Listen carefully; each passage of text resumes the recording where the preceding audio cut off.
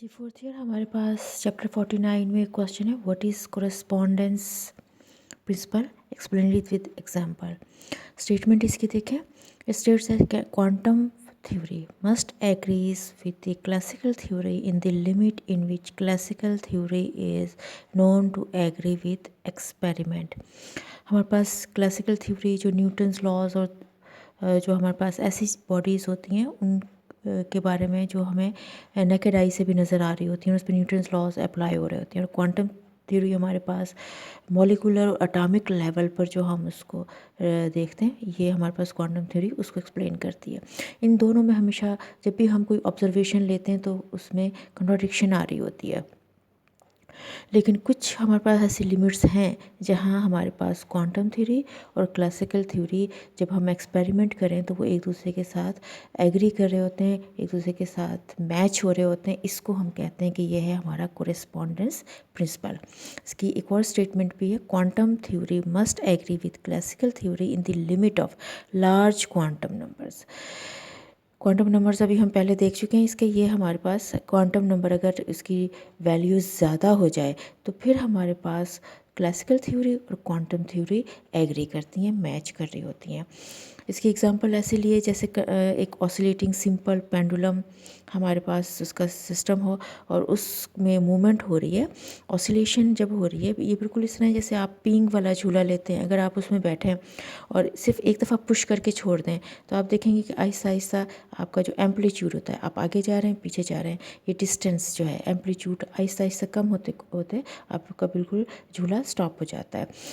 तो ये आप इसको जो है क्लासिकल थ्योरी के अकॉर्डिंग आप इसको बड़ा आसानी से देख सकते हैं। वो क्या कहती है कि आपके एनर्जी जो है वो आहिस्ता आहिस्ता मिनिमाइज़ हो रही है। क्यों? क्योंकि एनर्जी लूज़ हो रही है। असल में एनर्जी एमिट आउट होते होते सिस्टम की एनर्जी लूज़ होती है और वो फिर आखिर स्टॉप हो गया।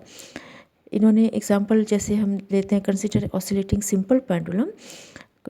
During oscillation, simple pendulum loses energy continuously according to classical physics. But according to quantum theory, the pendulum emits energy in the form of packets or quanta.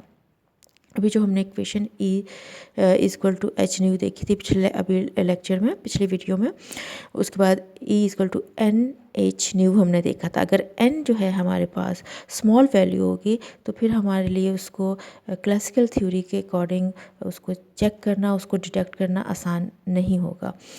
अगर वैल्यूज़ ज़्यादा हो जाएं n की तो फिर हमारे पास जो है क्वांटम नंबर निकालना, क्वांटम नंबर के अकॉर्डिंग उसको देखना आसान हो जाएगा। But for pendulum, this quantum of energy is very small and cannot be detected.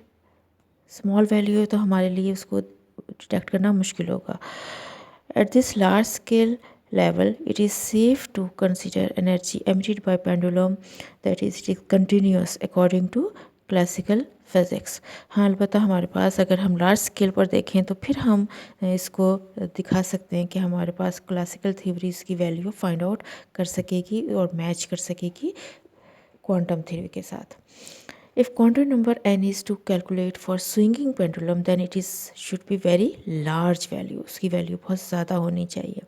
Hence quantum theory agrees with classical theory on this swinging pendulum. इस केस में हमारे पास कब मैच हो रही है क्लासिकल थ्योरी और क्वांटम थ्योरी? जब हमारे पास n equal to N H nu में n की वैल्यू बहुत ज़्यादा हो।